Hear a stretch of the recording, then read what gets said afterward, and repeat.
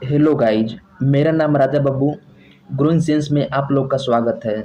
Guys, मैंने पिछले video में डिपॉजिटरी कंपनी के बारे में बताया था और आज हम जानेंगे इंडेक्स के बारे में। जो मैं पिछले वीडियो में इंडेक्स के थोड़ा मोड़ा मैं बता दिया था बारे में कि इंडेक्स जो होता है मेजर रूप से दो होता है, निफ्टी एंड सेंसेक्स। उस इंडेक्स को मैं अभी एक्सप्लेन करूँ कि निफ्टी क्या होता है, सेंसेक्स क्या होता है।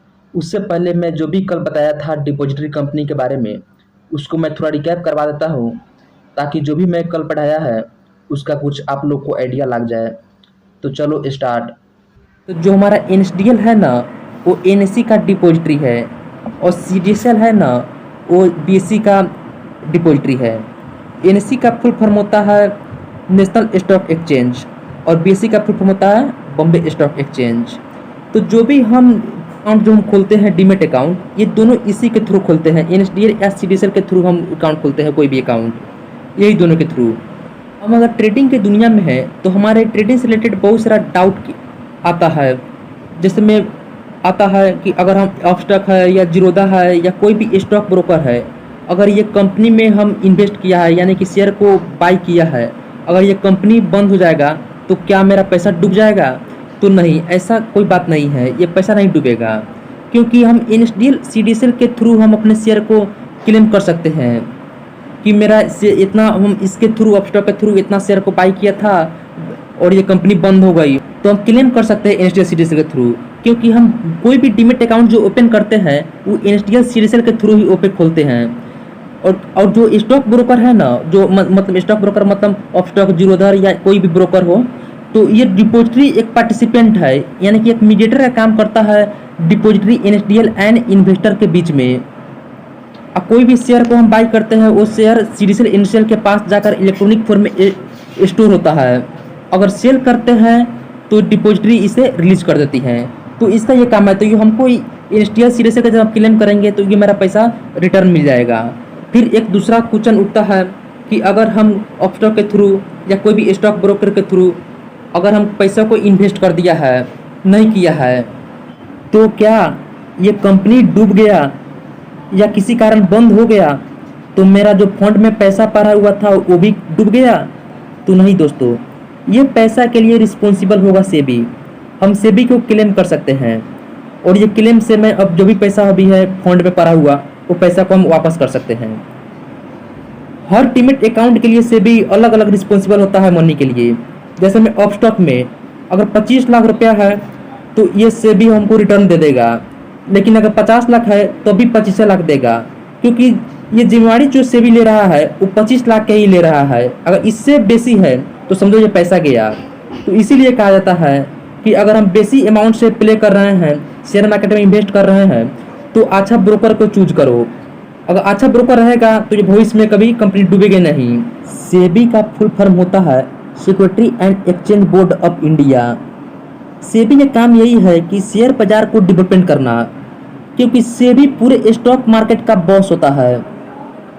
भारत में जितने भी स्टॉक एक्सचेंज है ये सबको यही रेगुलेट करता है। एग्जाम्पल में एनएससी बीएससी, जिस तरह भारत में आरबीआई जितने भी बैंक है ये सबको रेगुलेट करता है, इसी तरह security exchange board of India यानी कि सेबी पूरे स्टॉक मार्केट को रेगुलेट करता है, पूरे स्टॉक एक्सचेंज को रेगुलेट करता है।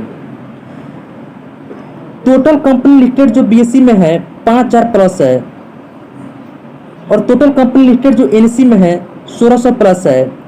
और इतना जो भी नहीं है कि जो 5000 जो लिस्टेड बीएससी में है वो एनएससी में नहीं है, बहुत सारा जो कंपनी जो बीएससी में लिस्टेड है वो एनएससी में लिस्टेड है, मतलब दोनों में है।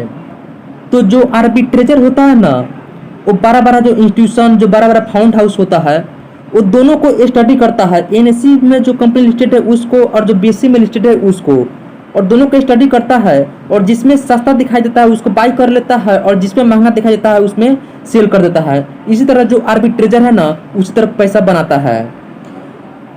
ठीक है, अब हम जानेंगे इंडेक्स के बारे में। तो स्टॉक मार्केट में इंडेक्स का यही काम है कि मार्केट का व्यू बताना, मार्केट का डायरेक्शन बताना कि मार्केट ऊपर जा रहा है या नीचे जा रहा है, इसका व्यू क्या है, अप साइड या डाउन साइड। तो मेजर दो इंडेक्स है स्टॉक मार्केट में, पहला सेंसेक्स और दूसरा निफ्टी। और सेंसेक्स जो है बीएसई का मेजर इंडेक्स है और निफ्टी जो है एनएसई का मेजर इंडेक्स है। मतलब बीएसई में 1600 से अधिक कंपनी लिस्टेड है। उस 1600 कंपनी लिस्टेड में से जो अच्छा कंपनी परफॉर्मेंस किया है, जो टॉप कंपनी है, वो सेंसेक्स में आया है। और एनएसई में 5000 से अधिक कंपनी लिस्टेड है। उस 5000 कंपनी में से जो अच्छा कंपनी परफॉर्मेंस किया है, जो टॉप कंपनी है, वो निफ्टी में आया है। इसीलिए सेंसेक्स जो है बीएसई का मेजर इंडेक्स है और निफ्टी जो है एनएसई का मेजर इंडेक्स है। चलो गाइज, तो मैं उम्मीद करता हूँ जो भी मैं कल वीडियो में पढ़ाया था, ये छोटा रिकैप के माध्यम से कुछ आइडियाज मिल गया होगा। अगर इसको डिटेल जानना है तो मैं इसके पिछले वीडियो जो पढ़ाया था उसको देखकर देखो, इसको और ज़्यादा क्लियरिटी मिलेगी अगर नहीं देखे हो तो।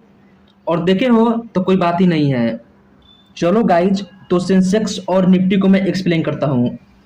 तो मैं यहाँ पे लिखा हूँ सेंसेक्स और यहाँ पे लिखा हूँ निफ्टी। 4 पॉइंट सेंसेक्स में मैं लिखा है और 4 पॉइंट निफ्टी में लिखा है। तो ये 4 पॉइंट में ये 2 पॉइंट को, सेंसेक्स को ये जो 2 पॉइंट है इसको छोड़ दो और निफ्टी में जो 2 पॉइंट है इसको छोड़ दो। क्यों छोड़ दो? क्योंकि बेस वैल्यू और बेस ईयर जो होता है मैथमेटिकल फॉर्मूला में यूज होता है। जैसे मैं सेंसेक्स जो है अभी 74,410 पे ट्रेड कर रहा है, तो ये प्राइस 74,410 कैसे कैलकुलेट होकर आएगा? वो बेस वैल्यू या बेस ईयर इसमें यूज होता है, उससे आता है। तो ये बेस वैल्यू और बेस ईयर सेंसेक्स का और निफ्टी का कोई काम का नहीं है। अगर मन है तो हम केवल याद इसे कर सकते हैं कि सेंसेक्स का बेस वैल्यू जो है 100 है और बेस ईयर जो है 1978 से 1979 है और निफ्टी का बेस ईयर 1000 है और बेस ईयर 1995 से 1996 है। अगर मन है तो केवल हम इसे याद कर सकते हैं, लेकिन ये कोई काम का नहीं है ये मैथमेटिकल फॉर्मूला जानने से। बात बची सेंसेक्स का ये 2 पॉइंट और निफ्टी का ये 2 पॉइंट, जिसको मैं एक्सप्लेन करता हूँ। सेंसेक्स का जब फुल फॉर्म होता है वो सेंसिटिव इंडेक्स होता है। सबसे इंपॉर्टेंट जो पॉइंट है ये दूसरा पॉइंट है। ये बोल रहा है it represent the weighted average of top 30 Indian company stock in different sector. मतलब ये बोल रहा है कि बीएसई में जितने भी कंपनी लिस्टेड है, मतलब 1600 प्लस जो कंपनी लिस्टेड है, उससे 30 कंपनी सिलेक्ट हुआ है जो टॉप कंपनी है। और जो सेंसेक्स का अभी जो प्राइस चल रहा है इसी का वेटेड एवरेज है।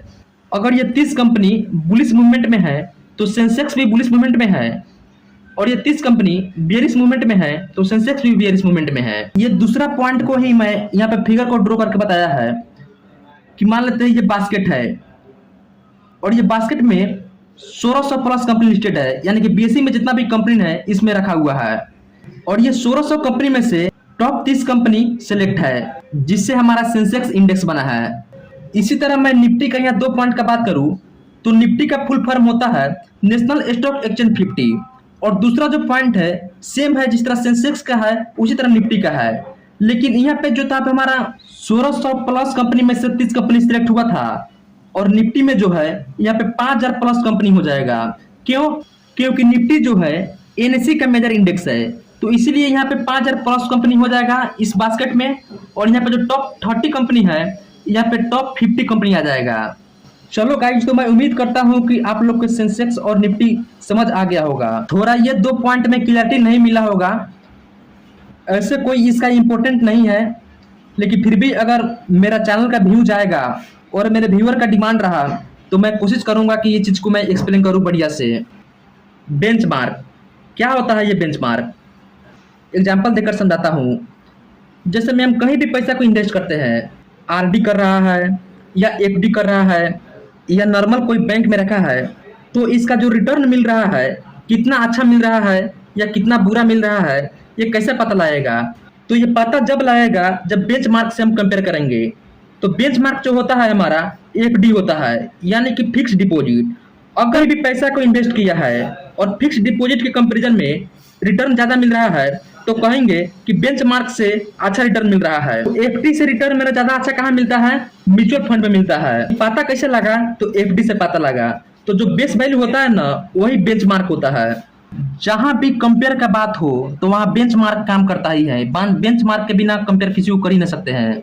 ट्रेडिंग में बेंचमार्क इंडेक्स होता है, यानी कि सेंसेक्स और निफ्टी का प्राइस होता है। मान लेते हैं कि निफ्टी 500 पर ट्रेड कर रहा है और निफ्टी में 50 कंपनी है, तो उस 50 कंपनी में रिलायंस भी एक आता है। तो जो रिलायंस है 50 रुपये पर ट्रेड कर रहा है। कुछ देर बाद निफ्टी जो है 540 पे ट्रेड करने लगा और जो रिलायंस है वो 60 रुपये पर ट्रेड करने लगा। तो कहेंगे रिलायंस जो है अपने बेंचमार्क से कम है। ज्यादा कब कहते, जब 90 रुपये से ज्यादा पे ट्रेड कर रहा होता। चलो गाइज, तो आज के लिए बस इतना ही और मैं नेक्स्ट वीडियो में जानूंगा निफ्टी में एंट्री करने का रूल्स। यानी कि निफ्टी में जो भी 50 कंपनी है, जो एनएससी से सिलेक्ट होकर आया है, जो भी 5000 कंपनी है इससे सिलेक्ट होकर आया है 50 कंपनी, वो 5000 में से 50 सिलेक्ट होना कितना डिफिकल्ट है या कितना इजी है, उसको मैं नेक्स्ट वीडियो में जानूंगा।